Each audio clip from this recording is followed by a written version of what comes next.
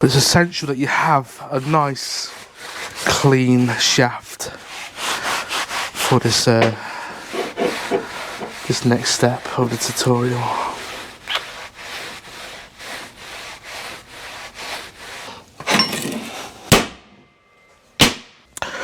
So there we go, we've got all of our stubs cut. Obviously we've got our inner CVs for the KH20 box cut. It is a shame to cut up brand new CVs and brand new drive shafts, but you gotta do what you gotta do. And then we've got our stubs for the outer CVs. Now the outer CVs are currently bolted in situ in the hubs to stop the wheel bearings pulling apart if we were to move the car. Fortunately we haven't since we filmed the last video, so I'm just going to go over, take the CVs out, we'll pop the CVs onto these drive shafts, and then we can start the mock-up process. Now remember when I said a minute ago about the weak point on the micro drive shafts where they snap